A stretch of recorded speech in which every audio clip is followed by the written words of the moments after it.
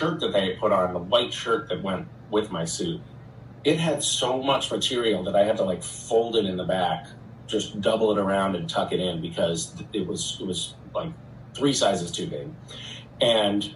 But I was like, whatever, I'm just going to do a couple episodes of this show, it doesn't matter. And then was like, okay, well, hold on now. Wait, I've been wearing this suit that is way oversized and doesn't fit me at all. And this trench coat, frankly, which is also kind of like boxy and huge for a really long time. I think it was, I don't know what season, I was like, do you guys think there's any way we could justify in the storyline, like Castiel getting a new wardrobe that's a little bit, a little cooler looking, a little more tailor fit. And we did at some point, well, I got a new suit first, and that was not explained at all. And Cass took off his tie, and then didn't put it back on. And then I was like, really kind of the whole thing, the tie did help. So then we put a tie back on, but also didn't really explain that. And then one season we just started the season with Castiel and a new wardrobe, and also didn't explain that. So nobody really complained about that too much, miraculously. I stole some trench coats. I'm gonna admit that right now. I have them in my closet. So sometimes I'll probably just wrap them around myself and weep myself. I'll cry myself to sleep. Misha, hi, I'm Heba. How did you prepare for emotional scenes? Your performances were good, thanks. Love from Morocco. Holy smokes, that's amazing. It's interesting. So one of the interesting things on Supernatural is I mentioned that we did a lot of laughing. And we had a lot of, we'd mess around with each other. We'd try to screw each other up in a scene. Like, Jared was always trying to make me laugh when it was my take during a scene. But every once in a while, we have a scene that's very emotional that has to be taken seriously. For example, Castiel's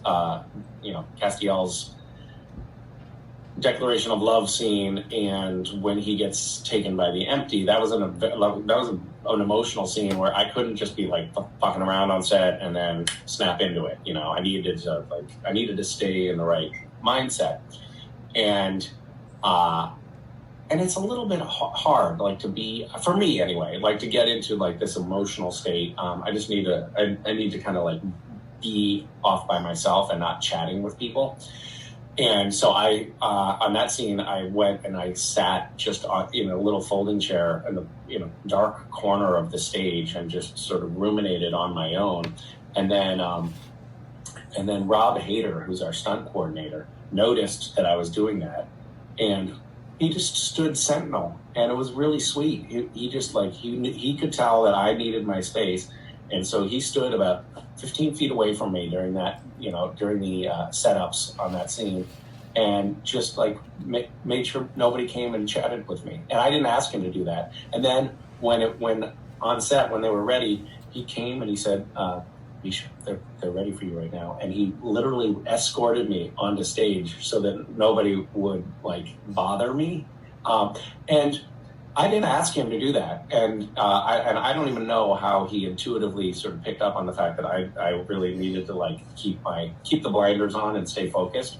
But it was it's an interesting thing because on that set in general, we're a lot fucking around a lot, but everybody pivoted, in that scene, and of course when in Dean's death scene. To being really focused and attentive and allowing the actors to do the weird psychodrama acting work that they do.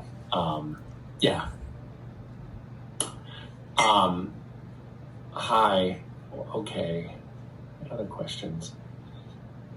How did you feel when this is from Ferrum? Hi, Misha. How did you feel when you read the script where Castiel dies?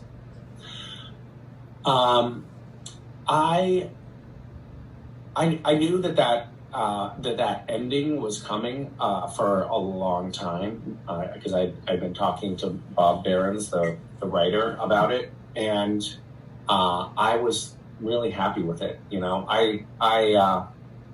it's kind of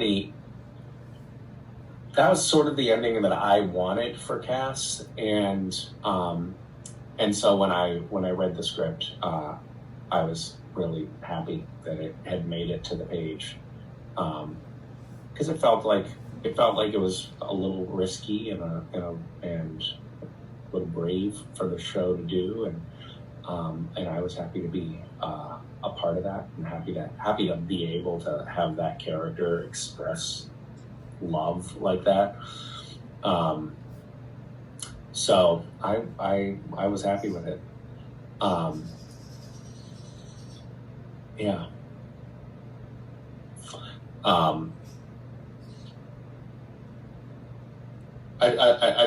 I've seen some people complaining about, like, this is playing into the bury the gays trope, which is an insidious and real trope in film and television storytelling from Hollywood over the years, and I don't think that that's what was happening with Castiel's ending. I mean, first of all, Cass is not dead; he's in heaven, and working to rebuild heaven. We know that, but also it was like so much good came from that declaration. Because Cass was able to save Dean by the transitive property, he was also, like, that was absolutely essential to saving the world. So this declaration wasn't like, well, but then then fate strikes you down and you're done forever. Actually, that declaration ended up yielding, like, literally saving the world.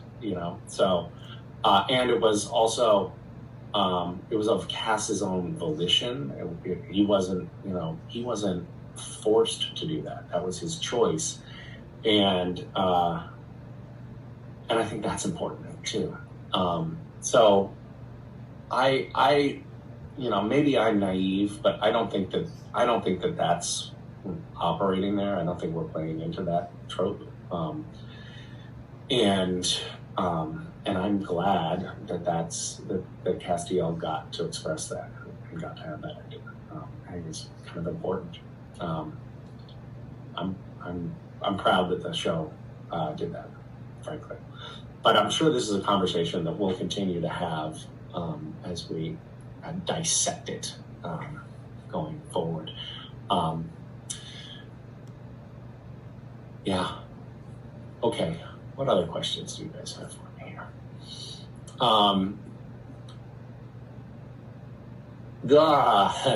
This is from Dean Loves Cass. Hi, Dean Loves Cass. Do you think you'll ever get an SBN tattoo? I don't have any tattoos. I was thinking about getting tattoos related to my children. I don't know. Is that a sign of, like, desperation? Is that something that a true has-been would do, like a tattoo of the show that he used to be on? Should I get a tattoo of, like, Jared's face and Jensen's face? Just like cover my body in the faces of the characters from Supernatural. Could do that. I could just get a tattoo of Castiel's face on my abdomen.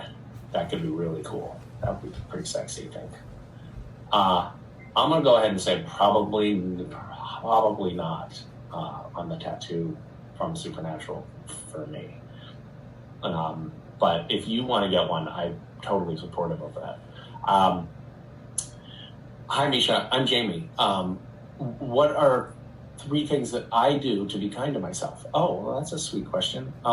I think, like most people, I have a tendency to not be terribly kind to myself and be hard on myself. But I find that like if I sleep, run, and meditate, and maybe do a little writing, I feel like I'm well taken care of. I do need to. I do this kind of annoying thing that I think a lot of parents probably do, which is I feel guilty that I'm not spending enough time with my kids. So then I like spend more time with my kids, but don't do all the stuff that I need to do to take care of myself, and then I'm sort of like grumpy and not a great parent. So there's a balancing act that I need to find of taking care of myself so that I can show up well for other people.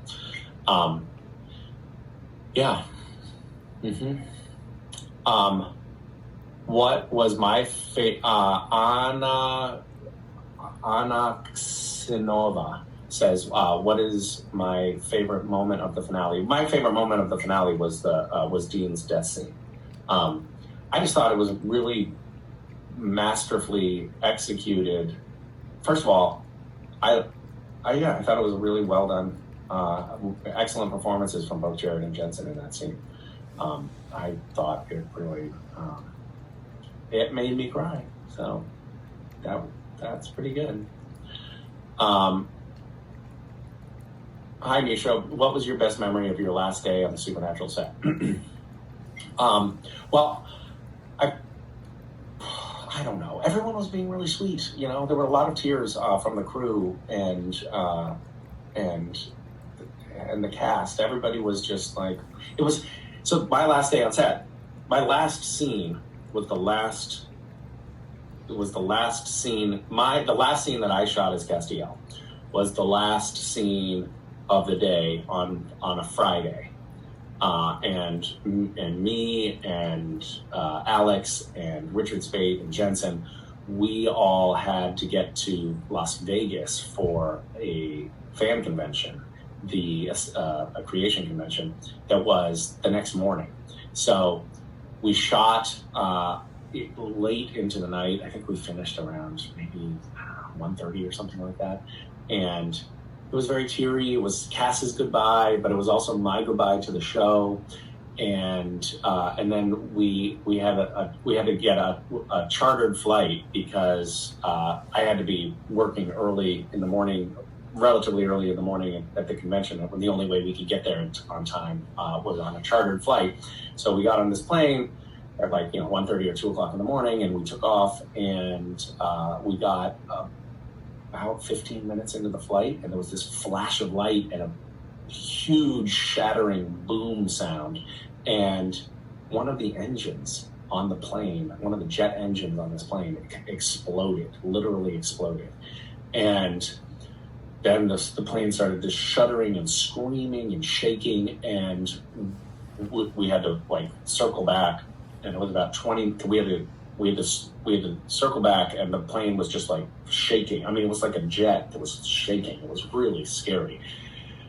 And as we circled back to the Vancouver airport, the pilot had to kill a little time and flew out over the ocean and flew back because he had to wait for the emergency crews, fire engines and stuff, for the emergency landing to show up on the tarmac. And when we finally came down at low enough elevation as we were coming in for a landing that we could pick up cell towers again, we were all texting tell the kids I love them, because we didn't know if we were gonna crash when we landed.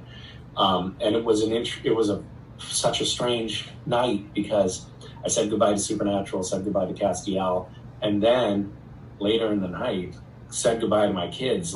We all thought we were actually going to die that night. It was a super intense last day of shooting, for sure.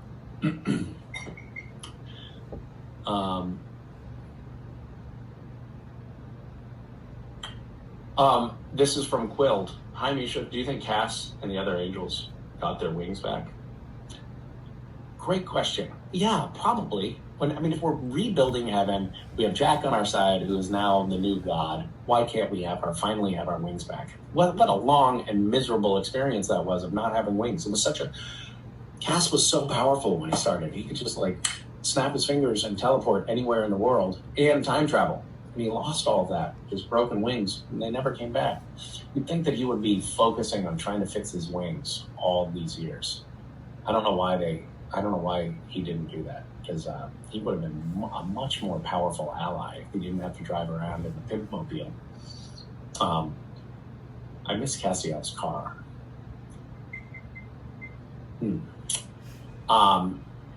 That car that Cass drove around in, which we called the Pimp Mobile, it had hydraulics, so you could press buttons inside and it would like jump up and down the car. And we were on set one day and sitting in the car, and Jared started pressing the buttons and the car started jumping up and down. The guy that owned the car that was renting it to production was like, stop, stop, stop. And Jared was like, where am I? Jump, jump, jump. And then it, of course, broke. And it cost like $10,000 to repair. I shouldn't laugh. It's terrible. It's terrible. That's a terrible thing. All right. What other questions? This Emma Johanna Fox says, what job, non-hunter, would Castiel be good at? Love from Denmark. My God, there are people from all over the world here. So cool. I think Cass would be good. Cass would be a great security guard because he never sleeps. So he could just stand there, and he doesn't seem to get bored remarkably. So I think he'd be really top shelf in that department. What else would Cass be good at? I think he'd probably not be a great teacher. I have a feeling he's not a great architect or artist. There's something I can't imagine Cass like painting or drawing anything. But I could see him being kind of handy in the kitchen. Maybe a cook. Let's see how he performs there. This is from Demi. Hi, Misha. I'm Demi. In your opinion, what color are Castiel's wings? I don't know. I always thought they were black, but now that you say that, we only saw the shadows of the wings. They're rainbow colored. How about that? Hi, Rachel. So Rachel says, hi, Misha. What is the worst joke that Jared and Jensen did to you? Love from Italy. Jared and Jensen, as you know, they're not good people. And when I was directing an episode, they got really excited in the week leading up to that, and just started plotting all of the things that they were going to do to me while I was directing.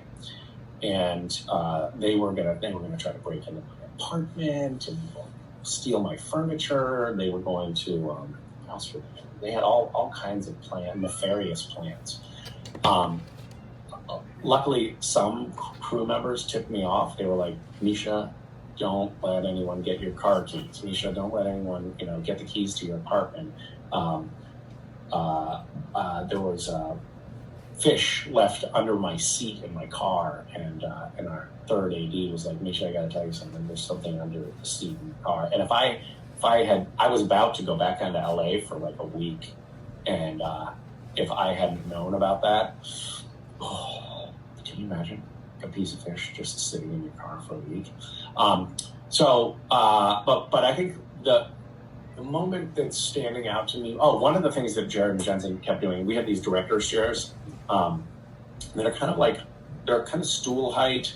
You've seen them. It's the classic director's chair. So this is sitting in front of the monitors, and it has canvas that's pulled over the wood. They fold up. They're easy to move around, but the canvas is folded over the wood. And I would run into set, give a little bit of direction, come back to my chair, sit down, and Jared will have taken the canvas off and just laid it across. So it looks like it's a chair, and then I'd sit on it and fall to the floor. And I fell for that probably 5 times. It kept happening, and I kept on not checking. That was pretty frustrating.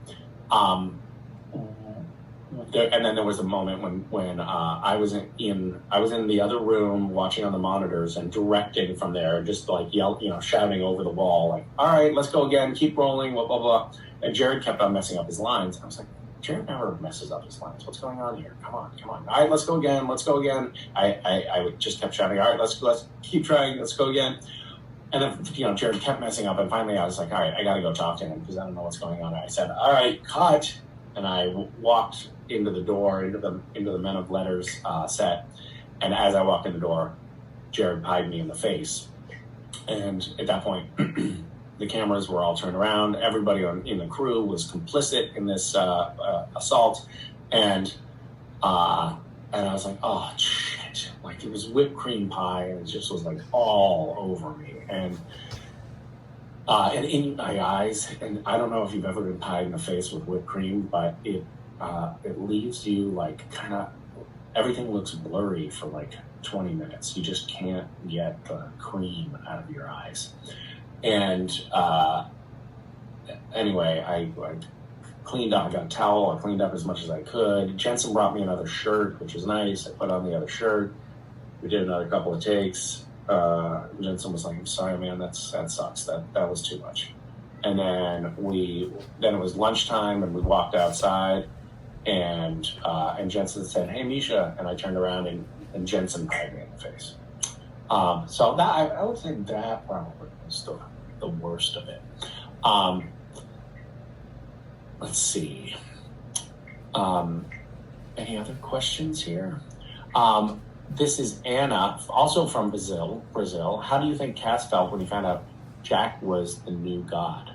I think Cass felt vindicated. Like, the sacrifice that he had made was worth it because now we have this incredibly powerful ally on our sides. And I think that was. I think probably Cass felt like, we did it. This is good. I mean, I'm sure he also feels concerned that, Jack is no longer Jack. But Jack did stay Jack. He was a different version of himself, but he was still, you could tell that he was still at his core. He was still Jack. So I think he probably would feel good about it. Thanks for asking. This is from Yayla Mav. What is the real story behind the handprint in the finale?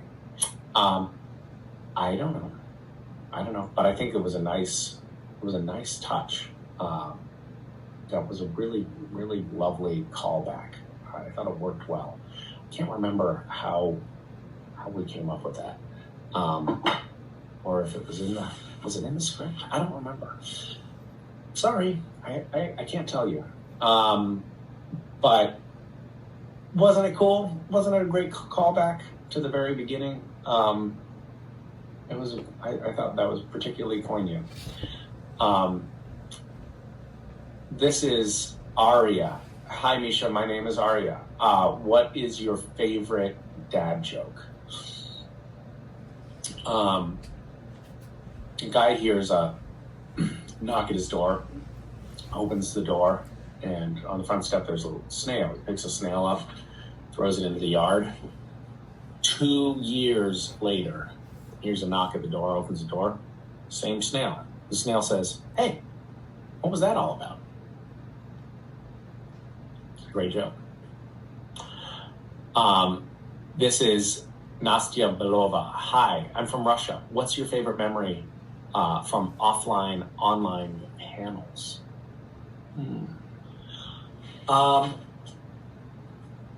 I think that this is fine. What we're doing right now, this Zoom surrogate, but it's a surrogate. It's much more fun to be live and in person be communicating with an audience. I don't know. I have had some really fun. Jensen and I have had some really fun panels together when in Rome. I don't know why, but we always just seem to have a real hoot there. We had a resume off where we read one another's resumes from our early years as actors and made fun of one another, and I really enjoyed that for some reason. We laughed our asses off, but we were also, let's be honest, we were on fire. We were firing on all 3 cylinders. I had pizza delivered to a creation panel once, and that for some reason was really fun and funny.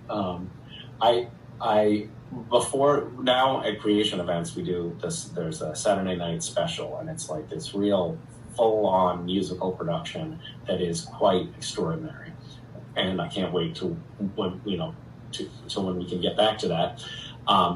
But before that, they were creation, and we the cast were trying to figure out what can we do on a Saturday night, and I brought a woman up to do dog with her dog, who was trained to do tricks like whatever jumps and things, and I brought a woman up with a trained dog on set for the precursor to the Saturday night special as like a weird talent show, and it was so sad. It was like it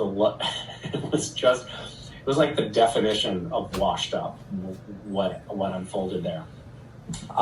So that was, I would say that for me was the bottom. That's where I bottomed out on stage. And it's amazing to see the Saturday night special that has evolved from those first dog tricks. Tipping closes at the end of the panel. Get them now. Tipper, supporter with a 5-minute. Oh yes, I'm reading the cryon at the bottom of my screen here. Last question is from Emily. Hi Misha, I'm Emily from Canada. My question is, what was your favorite version of Castiel to play? I often answer, I had the most fun playing Lucifer, because Mark Pellegrino had created such a great template for Castiel. I mean, for me to play as Castiel / Lucifer. I really loved playing the human version of Cass, because it was fun to just explore what it would be like to be human in a corporal body for the first time. It was an interesting thing to explore, and I wish we had had more of that. But overall, just regular Cass, I think, was probably my favorite. I mean, the other ones pop out as like, that was interesting because I got to do that for a little while, but I wouldn't have wanted to trade just regular Castiel for any of the other iterations of Castiel. So I'm gonna say Cass. Cass was my favorite. Thank you guys. I can't wait till we actually get to see each other in person again. Maybe in just a few months that will start happening. I hope you all stay safe and take care of each other. Stay sane. It's a hard time right now. A lot of people are feeling isolated and alone, and a lot of people are going through economic and personal turmoil. And one of the nice things about this supernatural community is that we have all done a good job over the years of taking care of each other. So I hope you know that there are people here you can reach out to, and there's a community of support. And I appreciate you all. Thank you for being here this morning. Thank you for coming to listen to me talk to myself on a screen. Miss you guys. Love you. Hopefully see you soon. All right. I think that's the end.